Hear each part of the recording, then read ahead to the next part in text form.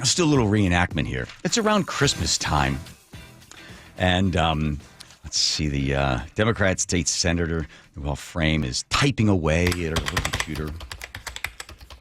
She's like, be specific about villains. Talk about wealthy few and those who wrote our flawed tax code 100 years ago. Let's see. Don't focus on budget hole. Instead, focus on solutions and how we can make people's lives better. Don't say tax the rich or pay their fair share. Instead, say pay what they owe and send. Oh no! I sent it out to everybody! Oh no! Oh my God! That was meant for just Democrats. No, not Republicans. Oh no, I'm ruined. That was just a reenactment of Democrat State Senator Noel Frame sending out an email with a whole bunch of ways to raise taxes and make sure we know who the villains are. How was that, Jim Walsh? That's my reenactment of what Senator Frame was probably going through when she accidentally sent the email out, and everybody now sees the playbook from the Democrats there in Olympia. You must have been happy to receive that little Christmas present. Well, as certainly one of the long-standing villains in their narrative. Yes, you are. It only confirmed to me what we already knew. I think your reenactment may have been time compressed. Yes. I'm not sure they figured out the boneheaded send all mistake quite as quickly as that. But yeah, that's basically what happened. Wow, this is like a great scene from one of those Netflix shows or something, and behind the scenes what happens in Olympia. And it shows you exactly how they're going to try to play this. I don't know how many people saw this. This came out on like the 23rd of December, so it kind of got buried in the news. But it's all about messaging. And you want to make the rich, the businesses, feel like they're the villains. And we are the good guys. We are the Democrats. We're going to come in there and make them pay what they owe. And we're going to broaden the tax base. And we're going to go get more tax money than we've ever gotten before. And it's your job. And how many Republicans are left up there in the Hill? Like 3? We've got a few, John. We've got a few. By the way, I like the fact that you're saving money in Olympia by having no lights on your face. It's bizarre. You look like Trudeau with blackface on back in the 80s. Oh, be careful now. All right. I don't want to be involved with that. Okay. Yeah, no, this is, it is almost comical. They're talking points. So for listeners who haven't seen it, it was a series of PowerPoint screens. Yes. That put in, well, I was going to say black and white, but it's really blue and white, a blue background with white lettering. Literally the talking points about how to lie about their tax increase proposals. And, it's, you just don't see someone talk so plainly about this very often. So it's something that is telling about how they spin this stuff. And I'm actually heartened that one of their talking points is taxpayers have to pay what they owe. This comes from the group who wants to forgive every student loan ever made, wants to make it impossible to collect on any kind of consumer debt in this state. But all of a sudden, they're concerned about people paying what they owe.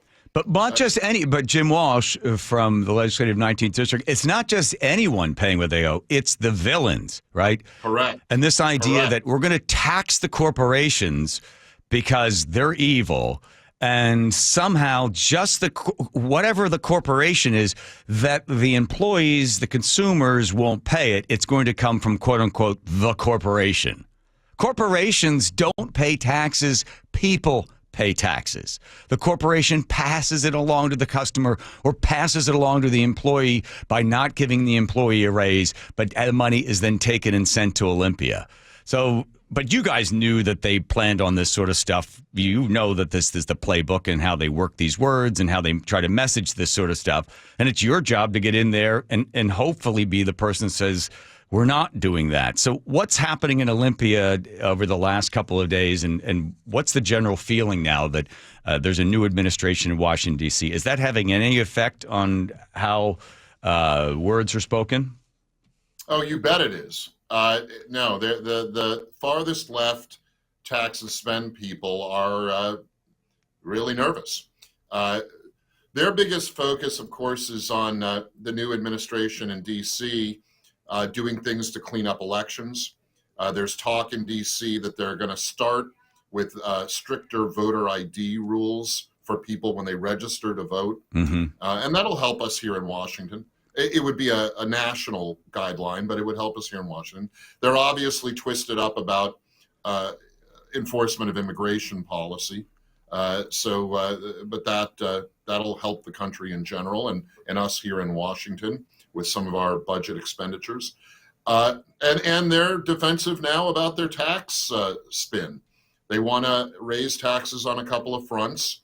The so-called wealth tax, which is even Democrat supporters are saying it's a stupid idea, and a higher business and occupation tax, a B&O tax, and a couple of higher sales taxes. So they're trying to jack around taxes, raise them up.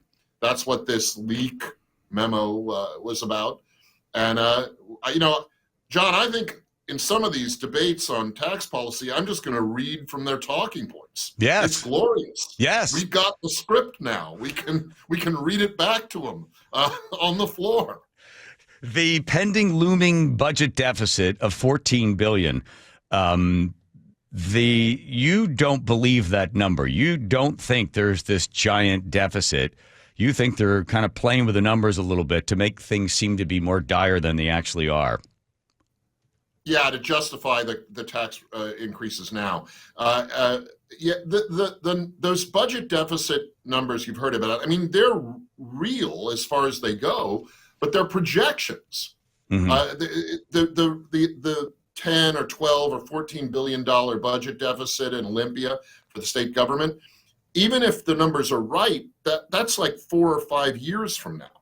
So there's time to get some kind of control on our spending here, and we can make that number shrink or go away 4 or 5 years down the road. So it's not that it's entirely fake, it's that it's a projection. It's not current. Yes. And so we don't need our hair on fire. We can make some adjustments. And really, John, we don't have to cut anything. If we just hold our budget numbers, our state government spending where it is now, just hold it steady for a few years, that should be enough to shrink those projected shortfalls. Maybe not shrink them completely, but shrink them way down so that they'd be a manageable small number that we could deal with when the time comes. The mistake that Washington, D.C. is making is they're using the baseline of the spending from 2020 to 2023, where they were printing money, trillions of dollars, and they're using that as the new baseline for the spending because of the pandemic lockdown.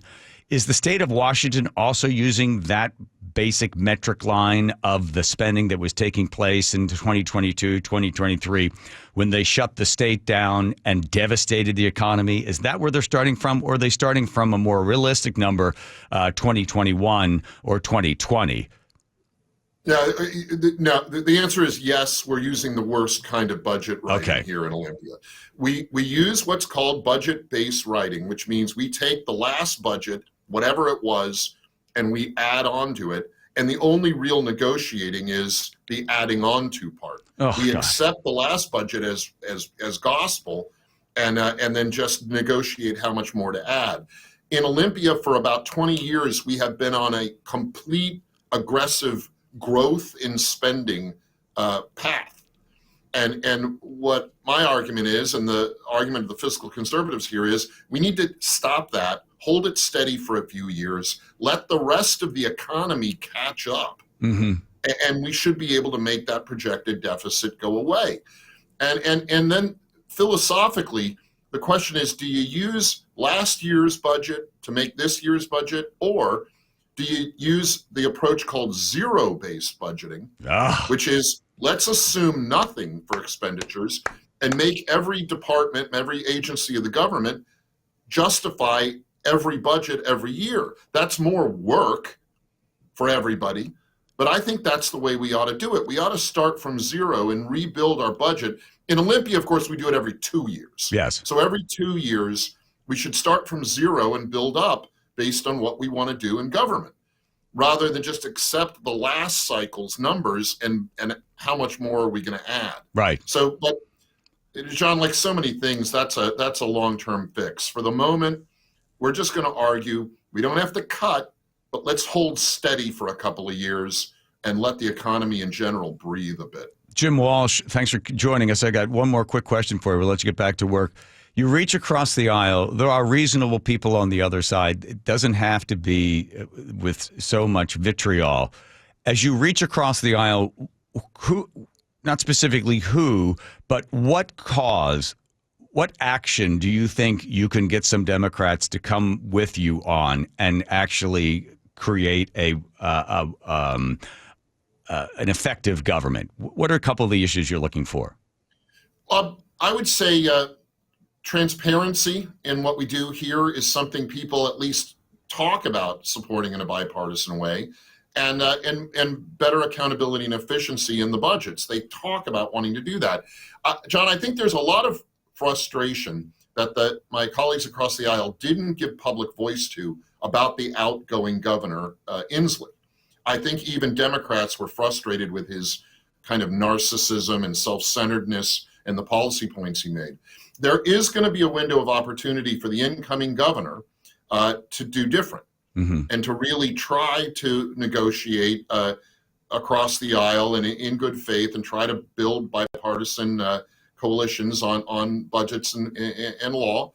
And I hope we're able to have a bit of a honeymoon with the new administration. Watch that wealth tax. As I've said, that wealth tax is a dumb idea.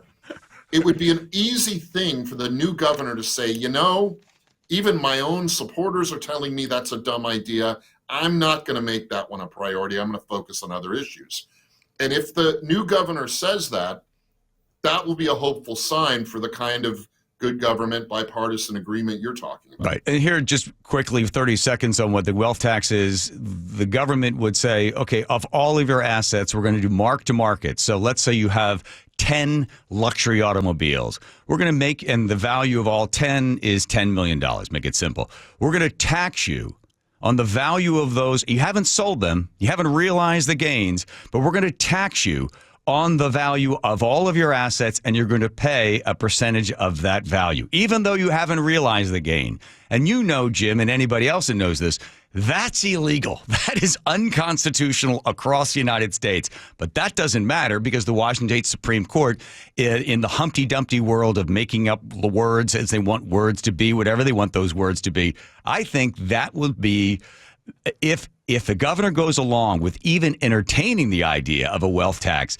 that should send a shudder down everyone's spine. And you will have so much more work to do, Jim, and anybody else in there that would like to have some reasonable government.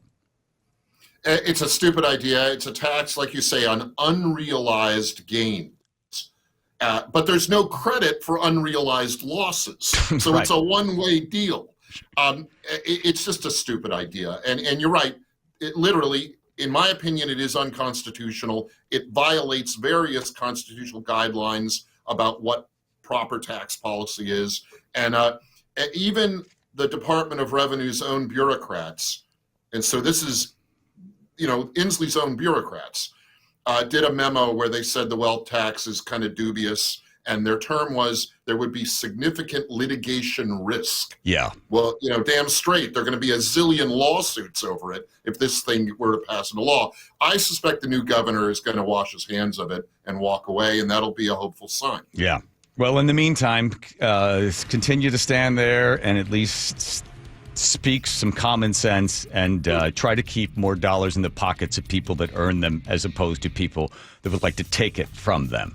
Jim Walsh, next time we have you on, we'll light your face. Yeah. I was trying to get the dome in the background. No, you're not the best looking guy in the world, but Easy. My God, Jimmy, I know how to handle the image, right? Well, for one thing. Send out an email. Make sure Jim's face is not lit. All right. Hey, all right, Jim Walsh. And by the way, I'll see you in Washington, D.C. at some point, right?